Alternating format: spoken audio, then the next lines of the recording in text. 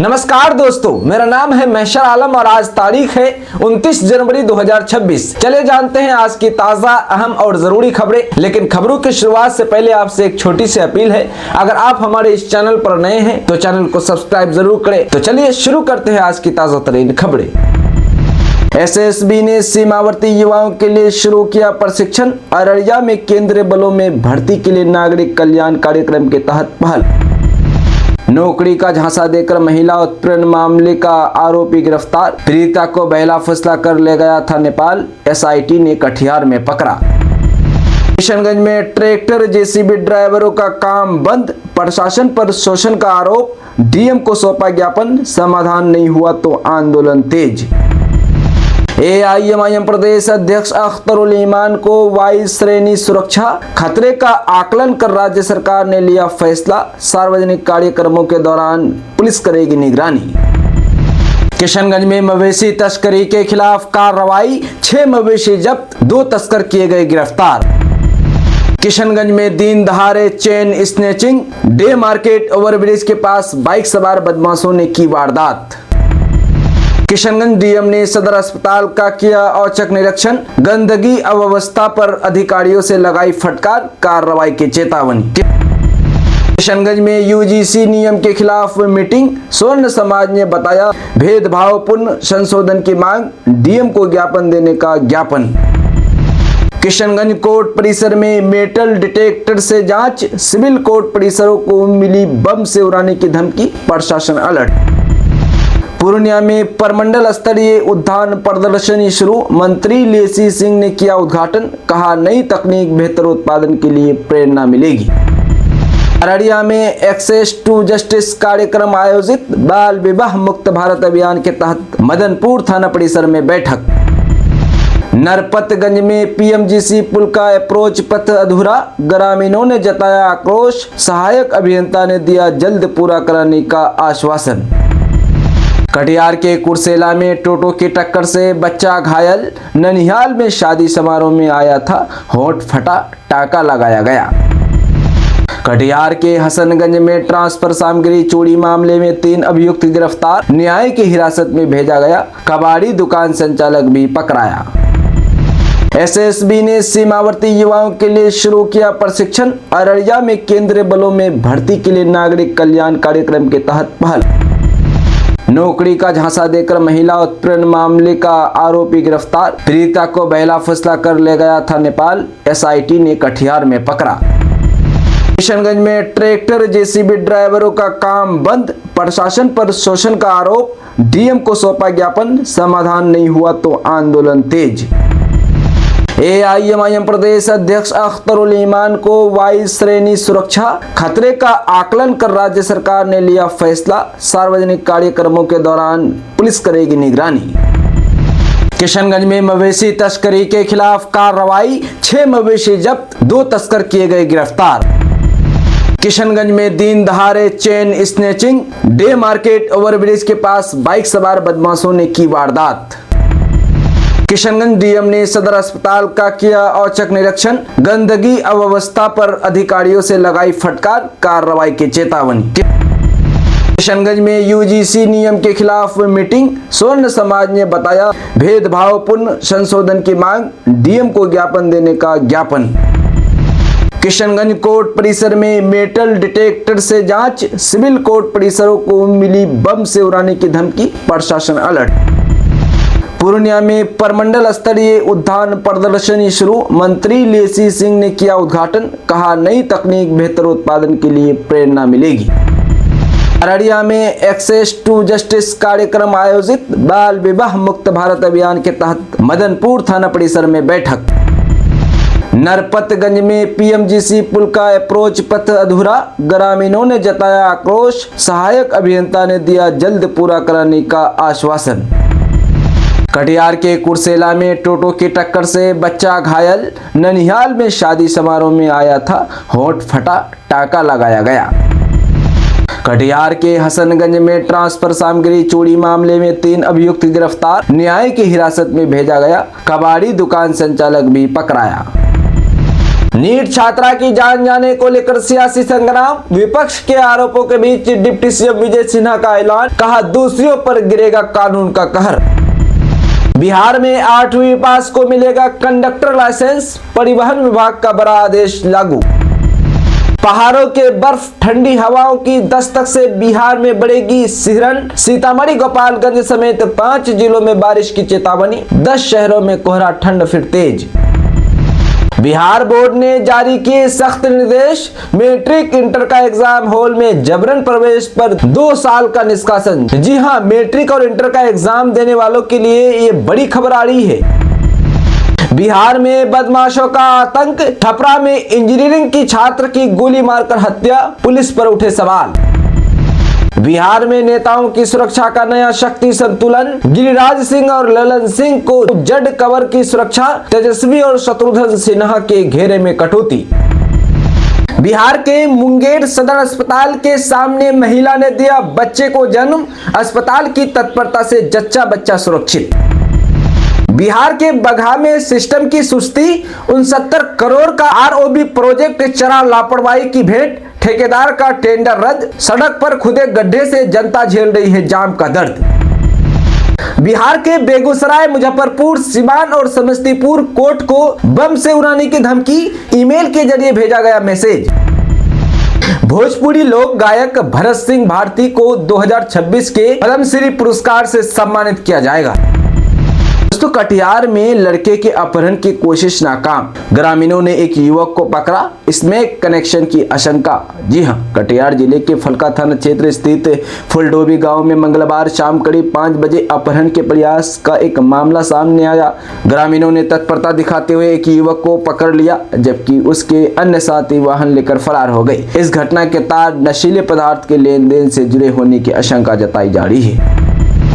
बुधवार 28 जनवरी 2026 को बारामती में हुए विमान हादसे में महाराष्ट्र के उप मुख्यमंत्री अजित पवार का निधन हो गया है। परिवार के लिए एक तरफ जहां बुरी खबर है, तो दूसरी ओर महाराष्ट्र की राजनीति के लिए भी बड़ी क्षति है। इस पर बिहार के पूर्णिया से निर्दलीय सांसद पप्पू यादव ने दुख जताया है। उन्होंने अपने एक्स पोस्ट में कई विमान हादसों का जिक्र किया है। पप्पू यादव लिखते हैं, अत्यंत दुख, महाराष्ट्र के डिप्टी सीएम अजित पवार जी हवाई जहाज दुर्घटना में नहीं रहे। मेरी संवेदना उनके परिजनों के साथ है, उनकी आत्मा को शांति मिले। पूर्व मुख्यमंत्री विजय रूपाणी जी के बाद अजित पवार जी, उससे पहले सीडीएस बिपिन रावत जी सब हवाई दुर्घटना के शिकार हुए। इस घटना पर आरजेडी नेता और प्रवक्ता शक्ति सिंह यादव ने कहा, महाराष्ट्र के उप मुख्यमंत्री और एनसीपी के वरिष्ठ नेता श्री अजित पवार जी बारामती में हुई विमान हादसे में आकस्मिक निधन की खबर अत्यंत पीड़ादायक और स्तब्ध करने वाली है। उनका जाना भारतीय राजनीति और महाराष्ट्र के सार्वजनिक जीवन के लिए एक अपूर्णीय क्षति है। वे जमीन से जुड़े एक कद्दावर नेता थे। ईश्वर दिवंगत पुण्य आत्मा को अपने श्री चरणों में स्थान दे और शोकाकुल परिवार को दुख सहने की शक्ति प्रदान करे।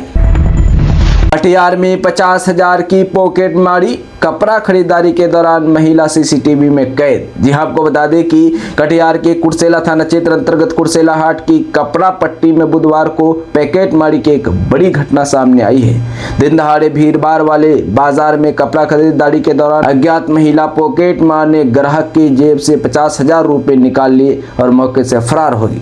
घटना के बाद बाजार में अफरा तफरी मच गई। पीड़ित की पहचान जलांधर पासवान निवासी दमेली पासवान टोला थाना मीरगंज जिला पूर्णिया के में हुई है।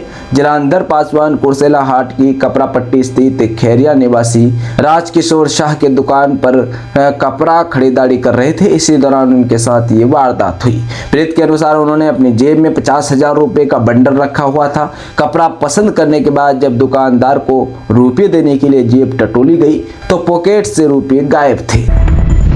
दोस्तों, पटना में नीट की तैयारी कर रही छात्रा की जान जाने का मामला अब सिर्फ एक संदिग्ध घटना नहीं बल्कि सियासी और प्रशासनिक इम्तिहान बन चुका है। इस सनसनीखेज प्रकरण को लेकर प्रदेश की एनडीए सरकार विपक्ष के तीखे निशाने पर है। राजद और कांग्रेस लगातार बिहार की कानून व्यवस्था को कटघरे में खड़ा कर रहे हैं और इसे सुशासन के दावों पर करारा तमाचा बता रहे हैं। इसी सियासी दबाव के बीच डिप्टी सीएम विजय सिन्हा मंगलवार को जहानाबाद स्थित पीड़ित छात्रा के गाँव पहुंचे। वहां उन्होंने परिजनों से मुलाकात मुलाकात कर ढांढस बंधाया और सरकार की ओर से इंसाफ का भरोसा दिलाया। गांव की बेटी की जान जाने से गमजदा परिवार का दर्द सुनते ही डिप्टी सीएम ने साफ शब्दों में कहा कि सुशासन के राज में किसी भी गुनहगार को बख्शा नहीं जाएगा। जिसने भी कानून तोड़ा है उसे पक्की और सख्त सजा मिलेगी। मीडिया से बातचीत में विजय सिन्हा ने कहा कि यह कोई मामूली मामला नहीं है। हर पहलू की गहन, निष्पक्ष और पारदर्शी जांच की जा रही है ताकि सच्चाई बेनकाब हो सके। उन्होंने सोशल मीडिया प्लेटफॉर्म एक्स पर भी लिखा है कि शंभू गर्ल्स हॉस्टल में हुई छात्रा के दुखद घटना के मामले में दोषी चाहे कितना भी रसूखदार क्यों न हो, पुष्टि होने पर उसके खिलाफ कठोरतम कार्रवाई तय है। दोस्तों, बिहार में रोजगार के अवसरों को बढ़ाने की दिशा में राज्य सरकार ने एक अहम फैसला लिया है। अब 8वीं कक्षा के उत्तीर्ण अभ्यर्थियों को भी कंडक्टर लाइसेंस जारी किया जाएगा। परिवहन विभाग ने मंगलवार को इससे संबंधित आधिकारिक आदेश जारी कर दिया है। विभाग के आदेश के अनुसार ये नई व्यवस्था 28 जनवरी 2026 से प्रभावित हो गई है। अब तक कंडक्टर लाइसेंस के लिए न्यूनतम शैक्षणिक योग्यता 10वीं कक्षा उत्तीर्ण होना अनिवार्य था, यानी 10th में फर्स्ट डिवीजन होना अनिवार्य था। ये प्रावधान बिहार मॉडल नियमावली 1922 के तहत लागू था, लेकिन राज्य सरकार ने नियमों में संशोधन करते हुए इसे सरल बना दिया है। संशोधित नियम के अनुसार अब किसी भी मान्यता प्राप्त स्कूल से 8वीं कक्षा उत्तीर्ण अभ्यर्थी कंडक्टर लाइसेंस के लिए आवेदन कर सकेंगे। परिवहन विभाग द्वारा जारी आदेश में कहा गया है कि राज्य में सार्वजनिक परिवहन सेवाओं की जरूरतों और युवाओं को अधिक रोजगार उपलब्ध कराने के उद्देश्य से ये निर्णय लिया गया है। खासकर ग्रामीण क्षेत्रों और आर्थिक रूप से कमजोर वर्ग के युवाओं को इससे बड़ा लाभ मिलने की उम्मीद है, जो 10वीं कक्षा तक पढ़ाई पूरी नहीं कर पाए हैं। दोस्तों, बिहार के दरभंगा जिले के बेता थाना क्षेत्र से सामने आया एक वीडियो इन दिनों सोशल मीडिया पर तेजी से वायरल हो रहा है, जिसने बिहार पुलिस की कार्यशैली और महिला सम्मान को लेकर गंभीर सवाल खड़े कर दिए हैं। आरोप है कि बेता थाना प्रभारी हरेंद्र कुमार ने बीच सड़क पर एक महिला डॉक्टर के साथ न सिर्फ अभद्र भाषा का प्रयोग किया, बल्कि धक्का मुक्की और धमकी देकर अपनी वर्दी की ताकत का खुलेआम प्रदर्शन किया। जानकारी के अनुसार शहर की जानी मानी वरिष्ठ चिकित्सक नतीनी और खुद डॉक्टर अपने ड्राइवर के साथ निजी वाहन से घर लौट रही थी। इसी दौरान उनका वाहन कथित रूप से वन वे सड़क में चलाया गया। यह एक सामान्य ट्रैफिक उल्लंघन था, जिसे चालान या कानूनी प्रक्रिया के तहत निपटाया जा सकता था, लेकिन आरोप है कि मौके पर पहुंचे थाना प्रभारी हरेंद्र कुमार ने कानून के दायरे में रहने के बजाय आपा खो दिया। महिला डॉक्टर का आरोप है कि थाना प्रभारी ने बीच सड़क पर गाली गलौज शुरू कर दी, ड्राइवर को धक्का मारा और जब उन्होंने इसका विरोध किया तो उनके साथ भी बदसलूकी की गई। वीडियो में थाना प्रभारी का उग्र व्यवहार साफ देखा जा सकता है कि जहां वे ऊंची आवाज में अपशब्द कहते नजर आ रहे हैं। डॉक्टर का दावा है कि स्थिति इतनी तनावपूर्ण हो गई कि थाना प्रभारी ने डराने की कोशिश की और बंदूक तक तान दी। बिहार चुनाव में पैसे लेकर टिकट देने का आरोप, कांग्रेस नेता राजेश राम और अल्लारू के सामने हंगामा। जी आपको बता दें कि बिहार में कांग्रेस असंतोष सतह पर आता जा रहा है। दरभंगा में कांग्रेस की बैठक में जमकर हंगामा हुआ है। शहर के बलभद्रपुर में मंगलवार को जिला कांग्रेस की बैठक में भारी हंगामा हुआ। कार्यकर्ताओं और नेताओं ने शीर्ष नेतृत्व के खिलाफ मोर्चा खोल दिया। मनरेगा बचाओ संग्राम के तहत आयोजित चौपाल और संवाद में बिहार प्रभारी कृष्ण अल्लारू और प्रदेश अध्यक्ष राजेश राम समेत कई नेताओं की मौजूदगी में जमकर नारेबाजी हुई। हंगामे के बीच राजेश राम ने पूर्व केंद्रीय मंत्री डॉक्टर शकील को थका हुआ नेता बताया। पार्टी के राम नारायण झा ने दावा किया कि जाले विश क्षेत्र के व्यवसायी मोहम्मद नौशाद ने 16 लाख रुपए देकर एआईसीसी की सदस्यता ली। पूर्व प्रदेश अध्यक्ष अखिलेश सिंह पर भी पैसे लेकर टिकट बांटने का आरोप लगाया है। वहीं जिला प्रवक्ता मोहम्मद असलम ने स्वीकार किया है कि चुनाव के समय से ही कार्यकर्ताओं का एकजुट नाराज है। पूर्व प्रदेश अध्यक्ष अखिलेश सिंह पर भी पैसे लेकर टिकट बांटने का आरोप लगाया है। वहीं जिला प्रवक्ता मोहम्मद असलम ने स्वीकारा है कि चुनाव के समय से ही कार्यकर्ताओं का एकजुट नाराज है। दोस्तों, बिहार में अपराध बढ़ने का आरोप लगाकर कांग्रेस नेताओं ने मंगलवार को लहरिया सराय टावर पर केंद्र व राज्य सरकार के विरोध में उग्र प्रदर्शन किया।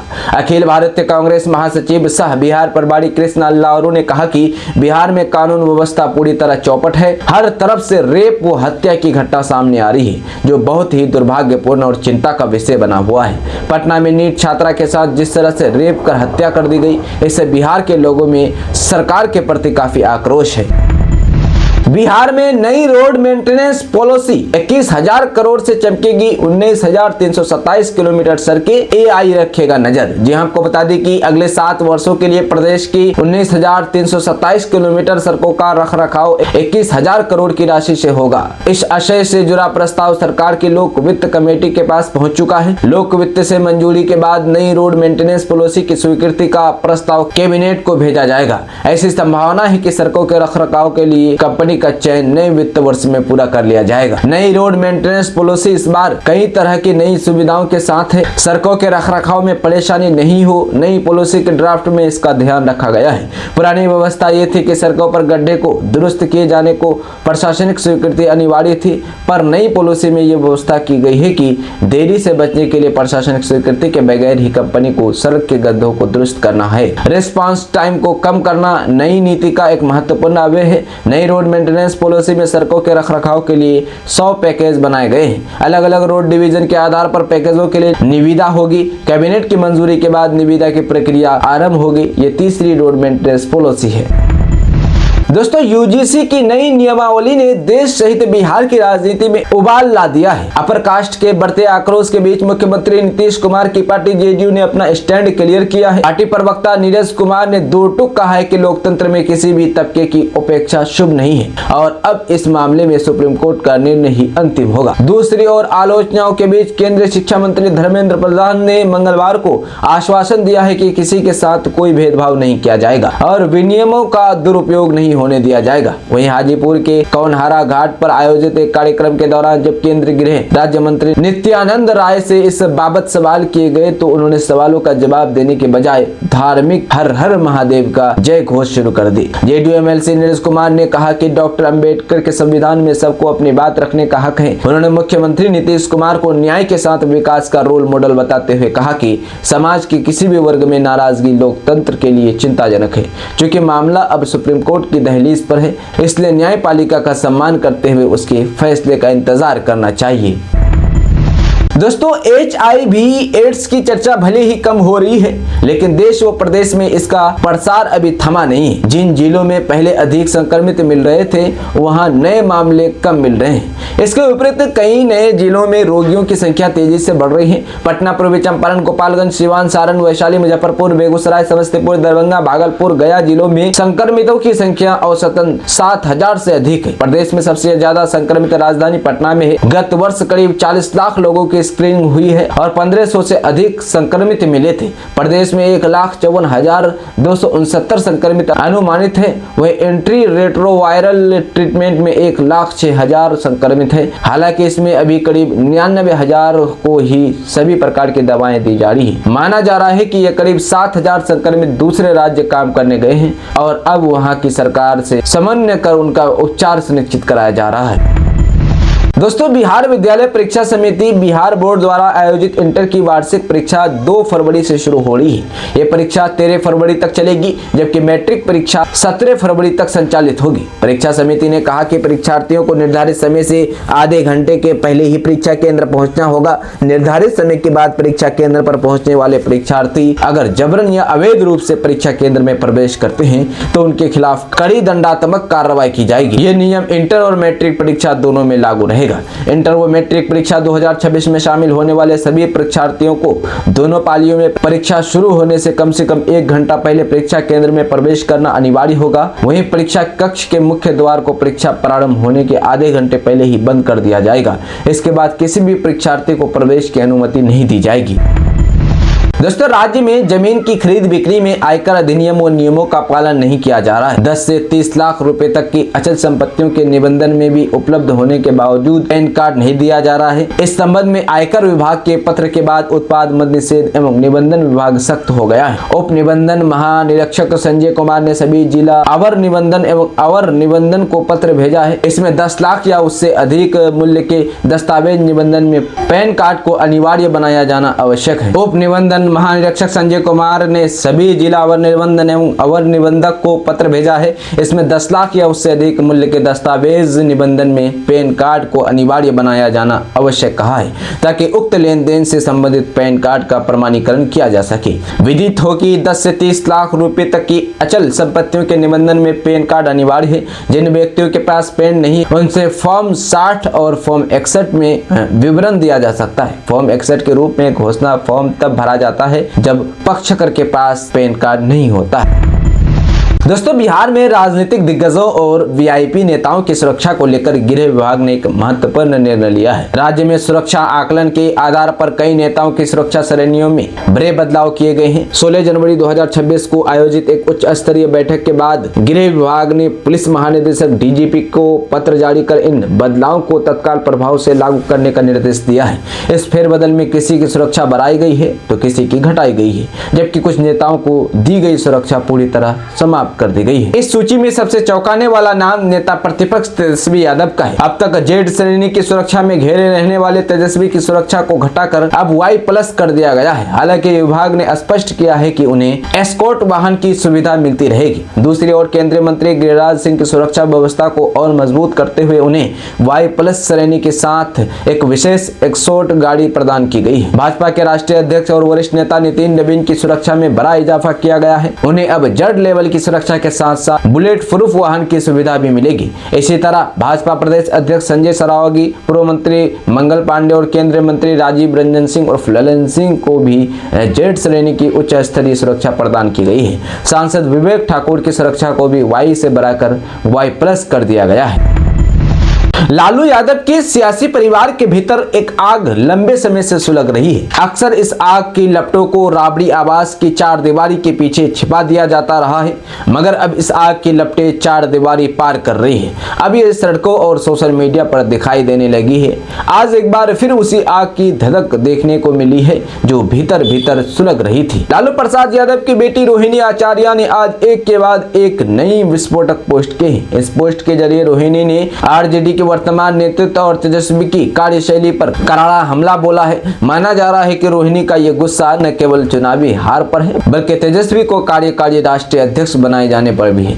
इसे तेजस्वी और उनके इर्द गिर्द मौजूद सलाहकारों की चौकड़ी के खिलाफ जंग का ऐलान के तौर पर देखा जा रहा है। आपको याद होगा कि बिहार विधानसभा चुनाव में हार के बाद रोहिणी इन गुरुओं के खिलाफ रोहिणी पहले भी मोर्चा खोल चुकी है। आज एक बार फिर उन्होंने जंग का ऐलान किया है। रोहिणी ने किसी का नाम नहीं लिया है, लेकिन तेजस्वी यादव और उनकी रणनीतिक टीम को आयातित गुरु कहकर जरूर संबोधित किया है। रोहिणी ने दोनों पर लालू जी की पार्टी को बर्बाद करने का आरोप लगाया है। रोहिणी ने कहा है कि इन लोगों ने लालू जी के दशकों के संघर्ष को मिट्टी में मिला दिया है। रोहिणी का आरोप है कि पार्टी के निष्ठान लालूवादियों को दरकिनार किया गया और कुछ घटिया लोगों को सर्वसर्वा बना दिया गया, जिसकी वजह से आरजेडी आज बर्बादी की कगार पर पहुंच गया है। दोस्तों, वैशाली थाना क्षेत्र अंतर्गत रोहना गांव में मंगलवार को दिन दहाड़े लूट की घटना सामने आई है। एक माइक्रो फाइनेंस कर्मी से हथियार के बल पर बाइक सवार 3 अपराधियों ने नकद रुपए समेत पर्स लूट लिया और फरार हो गए। पीड़ित की पहचान मुजफ्फरपुर जिले के सरिया थाना क्षेत्र स्थित cash for micro credit company के कर्मी अभिनंदन कुमार यादव के रूप में हुई है। पीड़ित ने बताया कि वह सुबह गाँव से महिला स्वयं सहायता समूह से वसूली कर सरिया ब्रांच लौट रहे थे। इसी दौरान रहीमपुर मध्य विद्यालय के समीप पीछे से ओवरटेक कर एक अपाची बाइक पर सवार 3 अपराधियों ने उन्हें रोक लिया। अपराधियों ने हथियार दिखाकर वसूली ली। 16,302 रुपए नकद राशि लूट ली। इसके अलावा उनकी जेब से पर्स भी निकाल लिया गया, जिसमें 200 नकद के साथ ATM कार्ड, आधार कार्ड और पैन कार्ड मौजूद थे। दोस्तों, कानून व्यवस्था को खुलेआम चुनौती देते हुए अपराधियों ने एक किराना व्यवसायी पर ताबड़तोड़ गोलियां चलाकर सनसनीखेज वारदात को अंजाम दिया है। इस वारदात ने पूरे इलाके में खौफ और दहशत का माहौल पैदा कर दिया है। बक्सर जिले के रामदास राय थाना क्षेत्र के राजपुर बेनीलाल के डेरा गांव में मंगलवार की देर रात अपराधियों ने तांडव मचाया। घायल युवक की पहचान स्वर्गीय भुवनेश्वर शाह के 24 वर्षीय पुत्र राकेश कुमार गुप्ता के रूप में हुई है।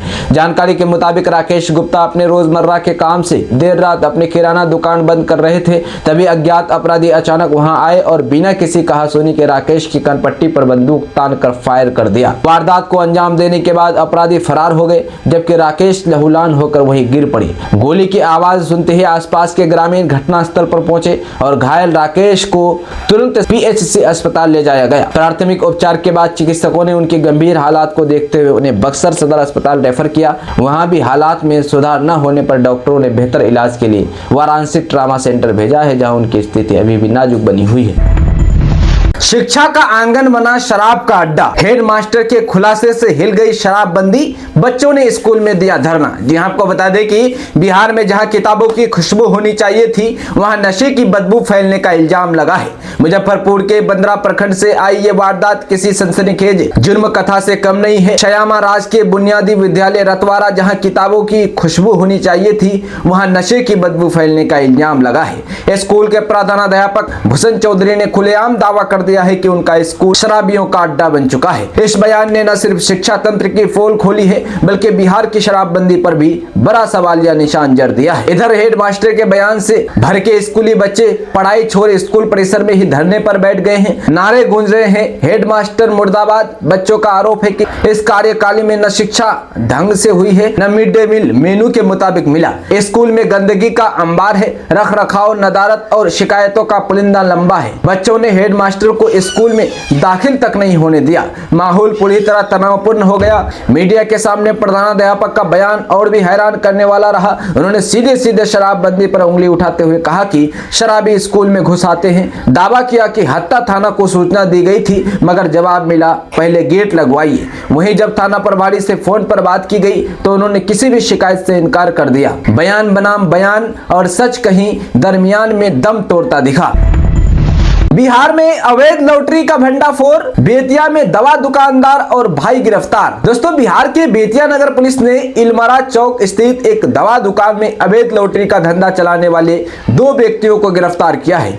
इस कार्रवाई में कन्हैया कुमार और उनके भाई जितेंद्र राज उर्फ गोलू को गिरफ्तार किया गया है। उनके पास से भारी संख्या में करोड़ों रुपए के इनामी लॉटरी टिकट, 24,600 रुपए नकद और 2 मोबाइल फोन बरामद किए गए। पुलिस अधीक्षक डॉक्टर शौर्य सुमन ने बताया कि बरामद lottery ticket Sikkim state dear company और नागालैंड स्टेट डियर कंपनी के थे। प्राथमिकी दरोगा सैयद हसन की शिकायत पर दर्ज की गई है, जबकि जांच दरोगा शुभम कुमार कर रहे हैं। पूछताछ के बाद दोनों आरोपियों को न्यायिक हिरासत में भेजा जा रहा है। पुलिस सूत्रों के अनुसार दरोगा सैयद हसन मंगलवार दोपहर को गश्ती पर थे, तभी उन्हें सूचना मिली कि इलमारा चौक स्थित गोविंदा फार्मा सर्जिकल दुकान में अवैध लॉटरी का धंधा हो रहा है। मौके पर काफी भीड़ जमा थी। सूचना पर नगर थाना अध्यक्ष मनोज कुमार सिंह, अपर थाना अध्यक्ष नितिन कुमार, जमादार विजय कुमार और अन्य पुलिसकर्मी पहुंचे। बिहार सरकार ने एआई से पकड़ी टैक्स चोरी, अब जमीन मालिकों से होगी 31 करोड़ की वसूली। जी हां, आपको बता दें कि बिहार में आर्टिफिशियल इंटेलिजेंस यानी एआई तकनीक का इस्तेमाल कर सरकार ने कई जिलों में करोड़ों की टैक्स चोरी पकड़ी है। 3 महीने पहले राज्य के कई जिलों में एआई की पहचान के बाद हुई दस्तावेज की जांच में यह खुलासा हुआ है। निबंधन के समय जमीन और भवन के मूल्य के आकलन में गड़बड़ी कर यह टैक्स चोरी की गई है। निबंधन विभाग के सचिव ने चिन्हित 838 दस्तावेजों के आधार पर अब लेख्यधारियों यानी जमीन मालिकों से 31 करोड़ रुपए की वसूली का आदेश दिया है। निबंधन विभाग के सचिव अजय यादव ने कर चोरी के इस मामले को बेहद गंभीर बताया है। इन मामलों में निबंधन विभाग के कर्मियों की मिलीभगत की भी आशंका है। उन्होंने सभी अवर निबंधकों को उनके क्षेत्र अधिकार में पहचाने गए सभी दस्तावेजों के आधार पर लेख्यधारियों से राशि की वसूली का निर्देश दिया है। उन्होंने कहा कि अगर राशि की वसूली नहीं हो पाती है तो जमीन मालिकों पर नीलामवाद या दूसरे नियमों के तहत मामला दर्ज कर कानूनी कार्रवाई शुरू की जाएगी।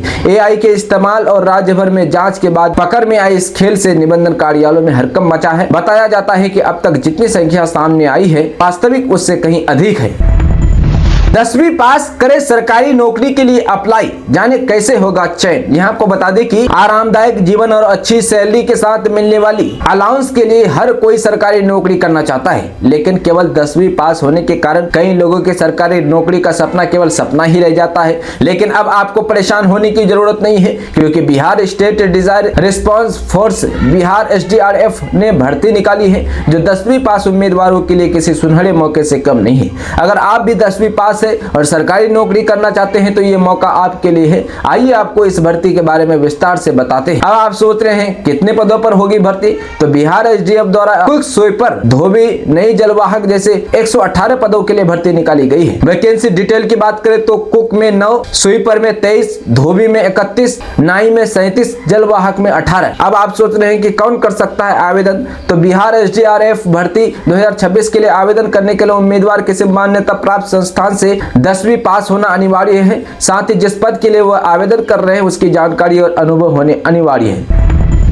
दोस्तों, कानून व्यवस्था को खुलेआम चुनौती देते हुए अपराधियों ने एक किराना व्यवसायी पर ताबड़तोड़ गोलियां चलाकर सनसनीखेज वारदात को अंजाम दिया है। इस वारदात ने पूरे इलाके में खौफ और दहशत का माहौल पैदा कर दिया है। बिहार के बक्सर जिले के रामदास सराय थाना क्षेत्र के राजापुर बेनीलाल के डेरा गांव में मंगलवार की देर रात अपराधियों ने तांडव मचाया। घायल युवक की पहचान स्वर्गीय भुवनेश्वर शाह के 24 वर्षीय पुत्र राकेश गुप्ता के रूप में हुई है। जानकारी के मुताबिक राकेश गुप्ता अपने रोजमर्रा के काम से देर रात अपनी किराना दुकान बंद कर रहे थे, तभी अज्ञात अपराधी अचानक वहां आए और बिना किसी कहासुनी के राकेश की कनपट्टी पर बंदूक तानकर फायर कर दिया। वारदात को अंजाम देने के बाद अपराधी फरार हो गए, जबकि राकेश लहूलुहान होकर वहीं गिर पड़े। गोली की आवाज सुनते ही आसपास के ग्रामीण घटनास्थल पर पहुंचे और घायल राकेश को तुरंत सिमडी पीएचसी ले जाया गया। प्राथमिक उपचार के बाद चिकित्सकों ने उनकी गंभीर हालात को देखते हुए उन्हें बक्सर सदर अस्पताल रेफर किया है। वहां भी हालात में सुधार न होने पर डॉक्टरों ने बेहतर इलाज के लिए वाराणसी ट्रामा सेंटर भेजा है। दोस्तों, गया में डिप्टी सीएम विजय सिन्हा का अंदाज बुधवार को बिल्कुल अलग दिखा। वे सीधे जनता के बीच पहुंचे और लोगों की समस्याओं को सुन रहे थे। मंच से उन्होंने सवाल किया, मेरी कड़ाई का असर दिख रहा है या नहीं। इस पर भीड़ से एक साथ जवाब आया, गया जी में तो नहीं दिख रहा है, बाकी जिलों में भले ही दिखता हो। इस जवाब पर वहां का पूरा माहौल गर्म हो गया। कार्यक्रम के दौरान विजय सिन्हा ने अफसरों को कड़ा संदेश दिया। उन्होंने कहा कि मौसम बदल गया है, अब कर्मचारियों को भी बदलना चाहिए। चेतावनी भरे लहजे में उन्होंने कहा कि ऐसा ना हो कि आपके काम की सजा आपके परिवार को भुगतनी पड़े। इसी कार्यक्रम में उन्होंने बड़ी कार्रवाई भी कर दी है। गयाजी जिले के आमस अंचल के सीईओ को मंच से ही सस्पेंड कर दिया है। यह फैसला होते ही प्रशासनिक हलकों में हलचल मच गई है। डिप्टी सीएम ने साफ कहा कि उनका मकसद भौकाल बनाना नहीं है। उन्होंने कहा कि आज की समस्या को कल पर नहीं छोड़ा जाए, आज का काम आज ही होगा, तभी आने वाले पीढ़ी को बेहतर बिहार दिया जा सकेगा। उन्होंने दावा किया कि डबल इंजन की सरकार अब ट्रिपल गियर में काम कर रही है।